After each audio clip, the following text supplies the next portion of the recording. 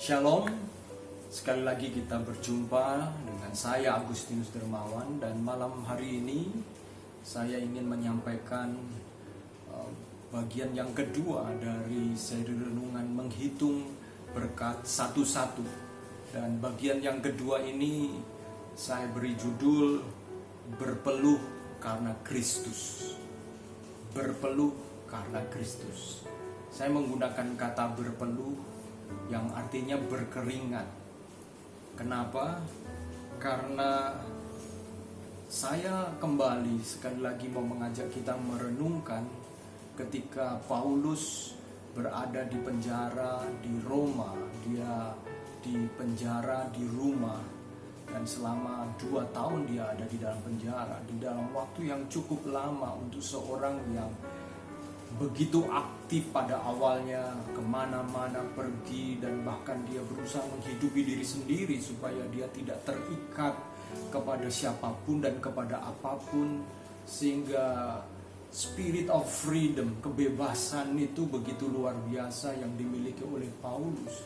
Tapi begitu dia di Roma dan kemudian dia dipenjarakan di sana, maka kita bisa membayangkan seolah-olah kehidupan Paulus direnggut kebebasannya.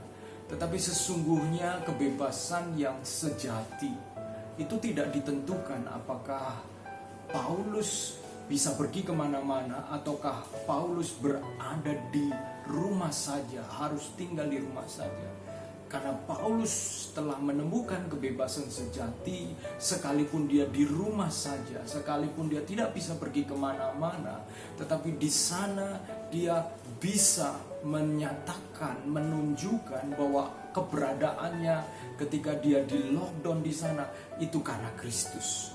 Nah, berkat yang kita harus hitung yang kedua adalah ketika saudara dan saya kita itu menderita, berpeluh, pakai kata berpeluh, berkeringat karena Kristus. Saya mau bacakan dari Filipi pasal 1 ayat 12 dan 13. Demikian bunyi firman Tuhan, Filipi 1 ayat 12 dan 13. Aku menghendaki saudara-saudara supaya kamu tahu bahwa apa yang terjadi atasku ini justru telah menyebabkan kemajuan Injil, sehingga telah jelas bagi seluruh istana dan semua orang lain bahwa aku dipenjarakan karena Kristus.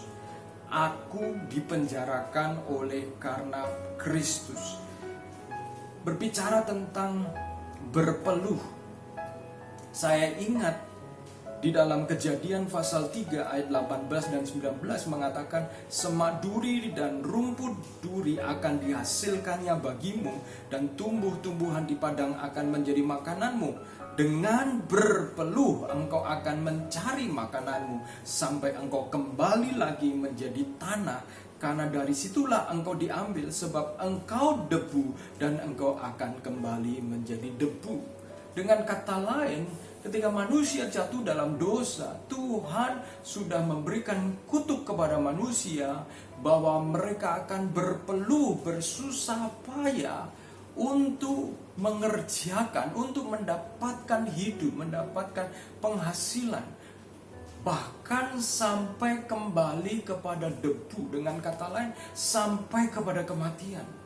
Jadi kalau kita dalam keadaan yang sulit seperti ini, kita mengalami kesulitan luar biasa dengan pekerjaan kita, itu adalah wajar, karena itu adalah bagian dari kejatuhan manusia. Berpeluh, berkeringat, bersusah payah oleh karena pekerjaan, itu adalah hal yang memang sudah wajar. Lalu Yesus datang memberikan contoh di mana Yesus juga berpeluh. Dan Yesus berpeluh di dalam Lukas pasal 22 ayat 44 mengatakan, ia sangat ketakutan dan makin bersungguh-sungguh berdoa. Peluhnya menjadi seperti titik-titik darah yang bertetesan ke tanah. Yesus juga berpeluh. Tetapi bedanya, Yesus berpeluh oleh karena di hadapan dia ada pilihan di mana dia harus menderita, menanggung murka Allah Bapa demi menyelamatkan manusia, ataukah sebaliknya dia kemudian menghindar dari kehendak Bapanya.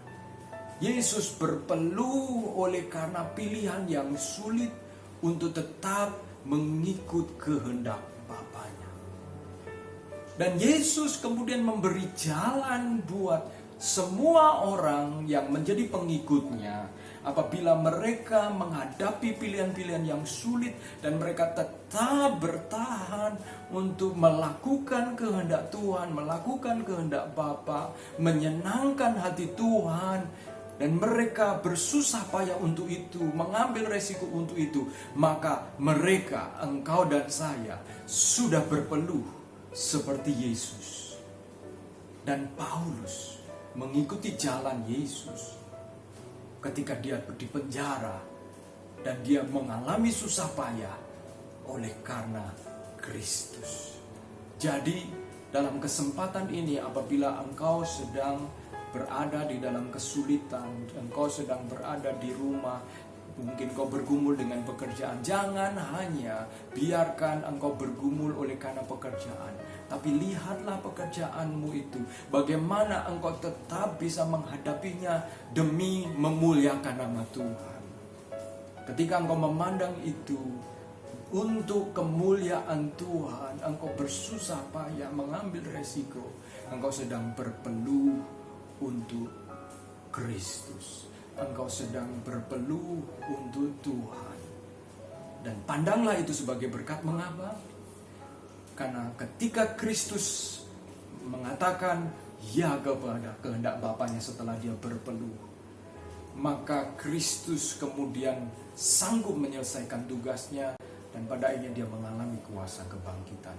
Demikian juga saudara dan saya. Mengapa kita harus melihat berpeluh bagi Kristus sebagai berkat?